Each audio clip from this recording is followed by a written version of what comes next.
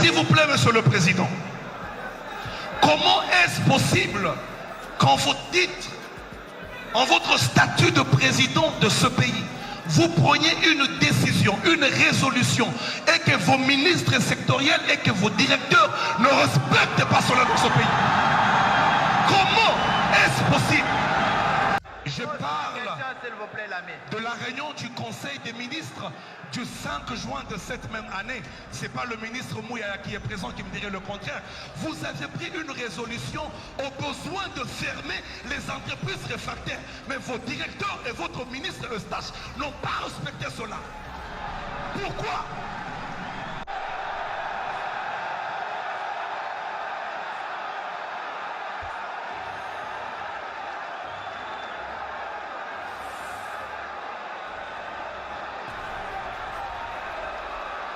Monsieur le Président,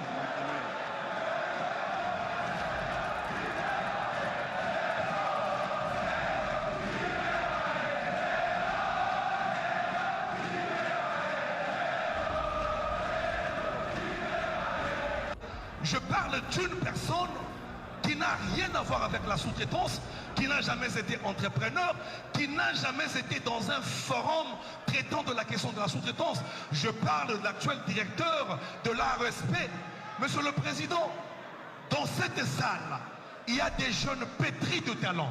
Dans cette salle, il y a des jeunes capables. Dans cette salle, il y a des entrepreneurs qui peuvent faire cette fonction. Le Président, je veux aborder dans le même sens que ma conscience qui a quitté ici. Vous nous aviez promis de créer une classe des millionnaires congolais. Cela n'est possible qu'au travers de la promotion de l'entrepreneuriat.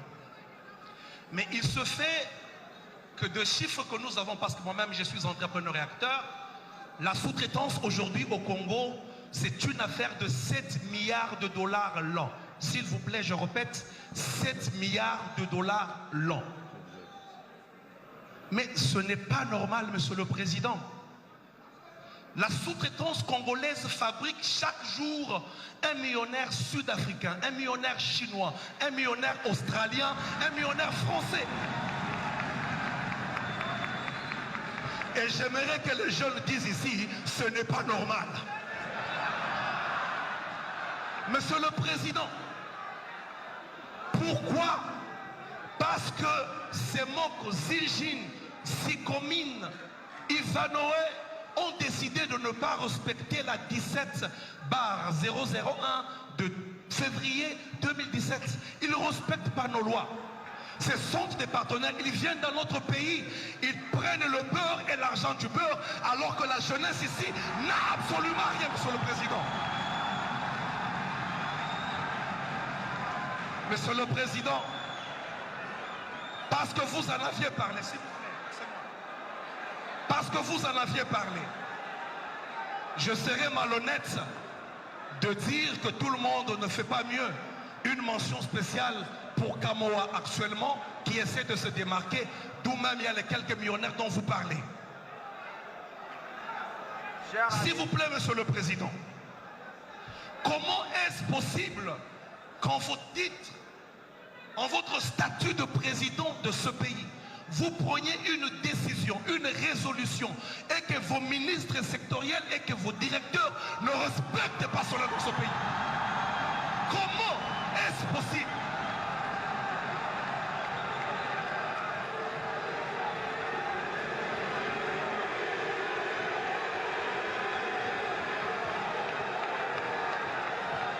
Oui, Monsieur le Président. Je parle de la réunion du Conseil des ministres du 5 juin de cette même année. Ce n'est pas le ministre Mouyaya qui est présent qui me dirait le contraire. Vous avez pris une résolution au besoin de fermer les entreprises réfractaires. Mais vos directeurs et votre ministre Eustache n'ont pas respecté cela. Pourquoi? Soyez prêts, chers camarades, et posez la question, s'il vous plaît.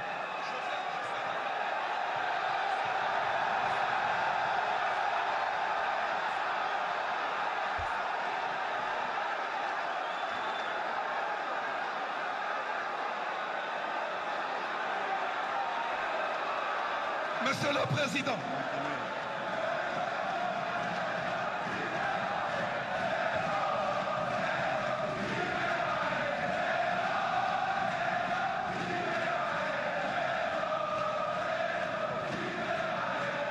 Monsieur le Président, il est saugrenu, ubuesque, d'une étrangeté rocambolesque que vous nommiez un étranger à une direction comme la respect. Quand je parle étranger, je ne parle pas d'un nom congolais. Je parle d'une personne qui n'a rien à voir avec la sous-traitance, qui n'a jamais été entrepreneur, qui n'a jamais été dans un forum traitant de la question de la sous-traitance. Je parle de l'actuel directeur de l'ARSP.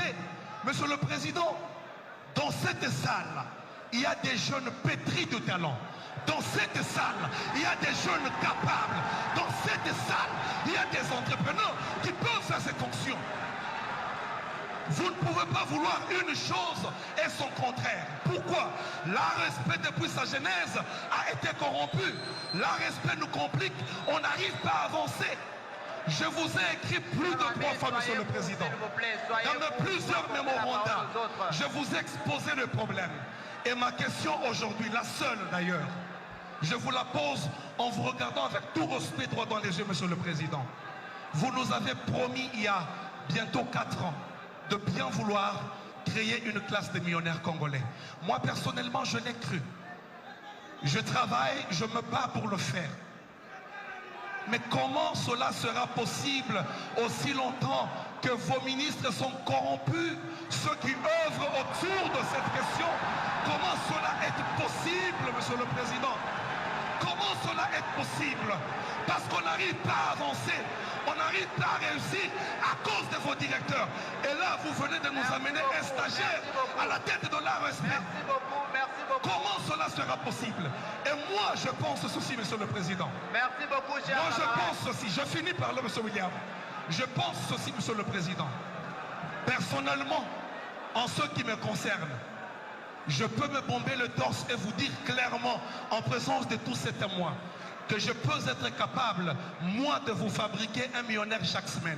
Parce que je connais les rouages, je connais ce qui se passe dans la respect, je connais tout ce qui se passe.